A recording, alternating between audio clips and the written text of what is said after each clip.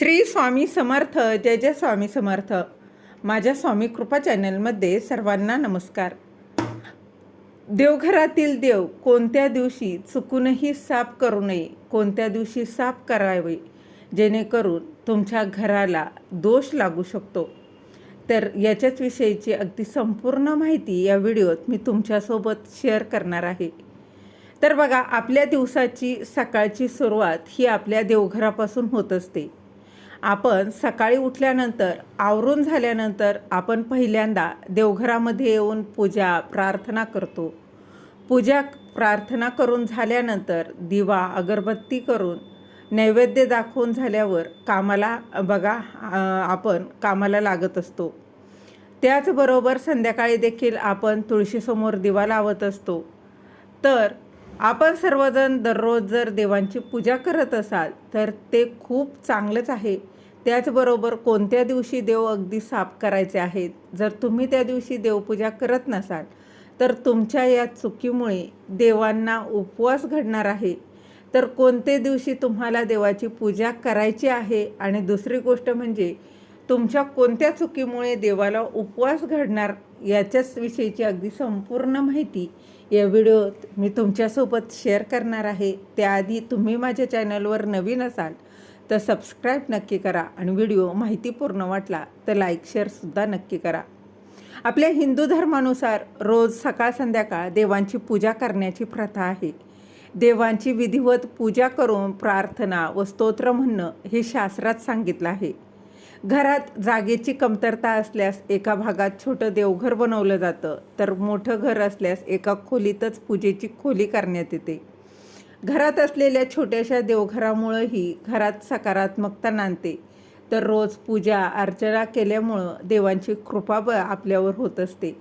ज्याप्रमाणे पूजापाठ करण्याचे नियम असतात, अगदी त्याचप्रमाणे देवघरात कोणते सामान ठेवावं व देवघराची काळजी कशी घ्यावी याचेही काही नियम आहेत. तर बघा, शास्त्रानुसार या नियमांचं पालन केल्यास घरात सुख समृद्धी नांदते, तसंच घरात सकारात्मकताही राहते. दररोज आपण देवपूजा करत असतो. देवांना स्नान देखील घालत असतो. स्नान करून झाल्यानंतर आपण वेगवेगळ्या देवांना ठरवलेलं असतं की हळदी कुंकू किंवा अष्टगंध लावत असतो. अशामुळे देव हे लवकरच काळे देखील पडायला सुरुवात होत असतात. असं काळं पडलेले देव अजिबात चांगले वाटत नाही. म्हणूनच देवांची वेळोवेळी स्वच्छता करणं हे देखील खूप गरजेचं असतं.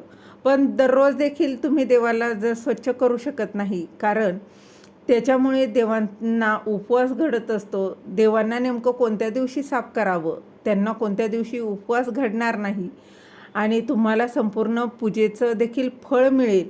आता बघा, देवपूजा करण्याच्या वेळी आपण देवपूजा झाल्यावर बरेच जण दिवा अगरबत्ती लावत असेल, परंतु आपण कोणतीही पूजा कोणतेही कार्य हे अग्नीच्या साक्षीनं करत असतो. ज्यावेळेस ही पूजा अग्नीच्या साक्षीनं करतो त्यावेळेस आपण केलेली पूजा ही सार्थक असते. म्हणूनच देवपूजा करायला सुरुवात करण्याच्या अगोदर आपल्याला दिवा प्रज्वलित करून घ्यायचा आहे. मग तुम्ही हा दिवा एका बाजूला ठेवला तरीही चालेल आणि त्यानंतरच आपल्याला देवपूजा करायला सुरुवात करायची आहे. आता बघा, आपण दररोज घर स्वच्छ करत असतो, घराची साफसफाई देखील करत असतो, परंतु आपल्याला घराची रोज साफसफाई करायला जमत नसलं तरी देखील आपण गुरुवारी चुकूनही घरातली फरशी पुसत नाही. गुरुवारी फरशी तर अजिबात पुसू नये, कारण याच्यामुळे घरामध्ये जो येणारा पैसा आहे, घरामध्ये जी बरकत आहे ती आपल्याला मिळत नाही. कारण गुरुवारी घराची स्वच्छता साफसफाई फरशी पुसल्यानं आपल्याला गुरुचं पाठबळ हे मिळत नाही आणि म्हणूनच गुरुवारी घरातील स्वच्छता करणं, फरशी पुसणं या गोष्टी टाळल्या पाहिजे. आता बघा, तुम्ही जर लादी पुसणार असाल तर फक्त पाण्याने पुसायची आहे, परंतु बघा, आपल्या घरातील देवांची साफसफाई गुरुवारी करू नये असं कुठेही दिलेलं नाही. हा नियम फक्त आपल्या घरातील फरशी पुसण्यासाठी, म्हणजेच आपण जी डीप क्लिनिंग करण्यासाठी आहे, देवांची स्वच्छता करण्यासाठी नाही. गुरुवारी आपण आपल्या घराची स्वच्छता फरशी पुसणं अशा गोष्टी केल्या तर यामुळे आपल्या पतीची प्रगती खुंटते आपल्या पतीच्या कामात अडथळे येतात, मुलांची प्रगती होत नाही, परंतु देव स्वच्छ न करणे ही गोष्ट कुठेही दिलेली नाही. आपण देवांना स्वच्छ हे कधीही करू शकतो. मग एकादशी असू द्या, गुरुवार असू द्या. गुरुवारी आणि एकादशीच्या दिवशी घरातील देवघरांची साफसफाई करणं टाळा. या दिवशी देवघर स्वच्छ केल्यानं घरात दारिद्र्य आणि कष्ट झेलावे लागतात. अशातच घरात राहणाऱ्या लोकांना मोठं नुकसान सहन करावं लागतं. याच वेळी रात्री चुकूनही देवघराची स्वच्छता करू नका. असं केल्यास देवी लक्ष्मीचा कोप होऊ शकतो आणि देवी लक्ष्मीच्या क्रोधामुळं आर्थिक फटका देखील तुम्हाला बसू शकतो. आता हा जो नियम आहे हा सर्वांनाच लागू पडेल असं नाही. बघा, तुमच्या घरात तुमच्या पारंपरिक पद्धतीने, जुन्या पद्धतीने ज्या गोष्टी घडत आल्या आहेत त्यानुसार तुम्ही गोष्टी करायच्या आहेत, परंतु त्यात काही चुका होत असतील तर त्या तुम्ही सुधारायच्या देखील आहेत. पण जर का तुमच्याकडे गुरुवारी किंवा एकादशीला देवघर साफ केलं जात असतील, देव साफ केले जात असेल तर तुम्ही ते करू शकता. शेवटी प्रत्येकाला प्रत्येकाच्या कर्मानुसार फळ हे मिळत असतं. आता देवांना स्वच्छ कधी करावं तर पहा, आपण प्रत्येक शुभ दिवशी सणाला ज्या वेळेस देव काळे पडलेले दिसतील त्यावेळेस आपण देव स्वच्छ करत असतो. देव स्वच्छ करण्यासाठी, त्यांना साफ करण्यासाठी कुठलाही दिवस बघण्याची गरज नाही, परंतु देवांना आंघोळ घालण्याचा देखील नियम आहे आणि त्या नियमानुसार तुम्हाला बघा देवांना साफ करायचं आहे. देवांना आंघोळ घालताना कधीही सर्व देव एका ताम्हणात किंवा एका ताटलीमध्ये एकत्र करून ठेवून त्यावर आपल्याला कधीही पंचामृतानं किंवा पाण्यानं संपूर्ण देवांना एकत्र आंघोळ घालायची नाही. आता बघा, तुमच्याकडे जर मोजकेच देव असले तरी हा नियम आहे आणि जर का मोजकेच देव असून इतर देव देखील असतील तरी हाच नियम आहे. तुम्हाला एका ताम्हणात किंवा एका बघा ताटामध्ये किंवा घंगाळ्यामध्ये एखादं तुम्ही भांडं पालथं ठेवू शकता, वाटी ठेवू शकता किंवा ग्लास, चौरंग, तुमच्याकडे जे काही आहे किंवा छोटा पाट देखील भेटतो तो जरी असेल तर तो तुम्ही ठेवायचा आहे. तो तुम्ही त्या घंगाळ्यात म्हणजे ताम्हणात ठेवू शकता आणि त्यावर एक एक मूर्ती घेऊन एकेका मूर्तीला तुम्ही आंघोळ घालू शकता. सर्व देवांना कधी एकत्र एकाच भांड्यामध्ये ठेवून आंघोळ घालू नये. यामुळे आपल्याला या चुकांचा बघा दोष लागू शकतो आणि आपण केलेल्या पूजेचं संपूर्ण फळ आपल्याला मिळत नाही. दुसरं महत्त्वाचं म्हणजे देवांना स्वच्छ करण्यासाठी शक्यतो पितांबरीचा वापर करू नये. त्याऐवजी आपण एका वाटीमध्ये बघा थोडंसं दही, लिंबू, थोडीशी हळद या सर्व वस्तू एकत्र करून या बघा याने पितळ्याच्या मूर्तींना चोळून आपण देव स्वच्छ करू शकतो. यामुळे देवांचं पावित्र्य देखील राखलं जातं. परंतु सध्या बघा सर्वांकडेच पितळी देव असतात आणि पितळी देव लवकर काळे पडतात. मग अशा वेळी तुम्ही 2-3 दिवसांनी एकदा लिंबू किंवा आंबट, दही, हळद याचा वापर करून तुम्ही देव स्वच्छ करू शकता. त्याचप्रमाणे तुम्ही बघा चिंचेचा वापर करून देखील देव स्वच्छ करू शकता. आता देव स्वच्छ करण्यासाठी जे कोणी ब्रशचा वापर करत असेल तर तुम्हाला ब्रश हा नवीनच घ्यायचा आहे आणि तो सॉफ्ट बघून घ्यायचा आहे. बघा, जुना ब्रश कोणी वापरलेला असेल असा चुकूनही देवांसाठी स्वच्छ करण्यासाठी असा ब्रश तुम्हाला घ्यायचा नाही. यामुळे देखील आपल्याला दोष लागू शकतात. आता बघा, तुम्हाला जर का पितांबरी वापरायची असेल तर तुम्ही शक्यतो क्वचितच एखाद्या दिवशी पितांबरी वापरा. नेहमीच पितांबरीनं देव स्वच्छ करू नका. पितांबरीनं देवांची झीज होते.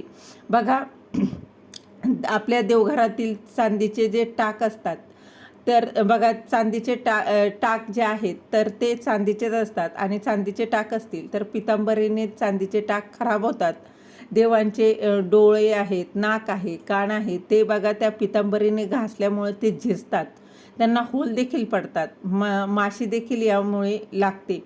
आणि जर का असा देवांना माशी लागली किंवा देवांना असे जर का होल पडले तर यामुळे आपण केलेल्या देवपूजेचं फळ आपल्याला मिळत नाही आणि या उलट आपल्याला दोष लागत असतात.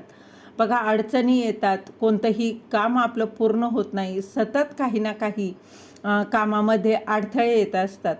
काही ठिकाणी बघा पितांबरी वापरल्यानंतर डिटर्जंट पावडर, साबण वापरतात. मग अशा वस्तू न वापरता तुम्ही बघा एखादा सॉफ्ट साबण आणून तो सेपरेट देवघरामध्ये देवांसाठी ठेवू शकता आणि तो तुम्ही पितांबरी वापरल्यानंतर वापरू शकता. आपण देवांची पूजा जेवढी अगदी शास्त्रशुद्ध पद्धतीने करू ना तेवढं त्याचं संपूर्ण फळ आपल्याला मिळत असतं. जेव्हा देवघराची स्वच्छता कराल तेव्हा देवघरातील देवांच्या मूर्ती आणि फोटो जमिनीवर कधी ठेवू नका. त्यांना स्वच्छ ठिकाणी आणि स्वच्छ कपड्यात किंवा स्वच्छ भांड्यात ठेवा. देव स्वच्छ करण्यासाठी अमावस्या तिथी अतिशय महत्त्वाची मानली जाते. त्याचप्रमाणे एकादशीला देव स्वच्छ करू शकतो आणि प्रत्येक सणाच्या दिवशी आपण देव स्वच्छ करू शकतो. देव स्वच्छ केल्यानंतर, देवपूजा झाल्यानंतर देवांना बघा हळदी कुंकू अष्टगंध लावावं. त्यानंतर फुलं अर्पण करावी, धूप दीप अगरबत्ती लावावी आणि त्याचबरोबर बघा अगदी रोज देवांना नैवेद्य देखील दाखवावा. आपल्या देवघरातील बघा मेन देव म्हणजे आपली कुलदेवी, आपलं कुलदैवत यांची सेवा आपल्याला रोज करायची आहे. आणि यानंतर आपल्या गुरूंची देखील आपल्याला रोज न चुकता बघा आपल्याला त्यांची सेवा करायची आहे.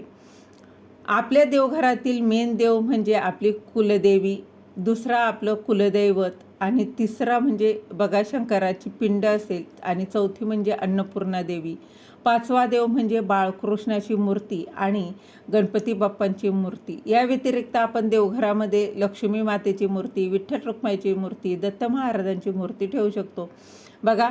परंतु आपल्या या व्यतिरिक्त बघा तुम्ही मूर्ती कुठल्याही देवाच्या जरी ठेवल्या तरी बघा आपल्या देवघरामध्ये जास्त म्हणजे 2 मूर्ती ठेवू नये. एकाच देवाच्या 2 मूर्ती किंवा 2 फोटो असं कधीही चुकूनही ठेवू नये. याने देखील दोष लागत असतो. त्याचबरोबर आपल्या देवघरामध्ये बघा तुटलेले, भंग झालेले किंवा बघा फोटो असेल तर तो फाटलेला अशी मूर्ती आहे, मग त्याचे कुठेतरी तडा गेलेला, अशा देखील मूर्ती चुकूनही तुम्हाला देवघरामध्ये ठेवायच्या नाही. याने देखील आपल्या घराला दोष लागू शकतो. आपल्या घराची प्रगती होत नाही, आर्थिक अडचणी येत असतात, कुठल्या काम हे यशस्वी होत नाही. झालेली सेवा महाराजांच्या चरणी रुजू करते. श्री स्वामी समर्थ. धन्यवाद.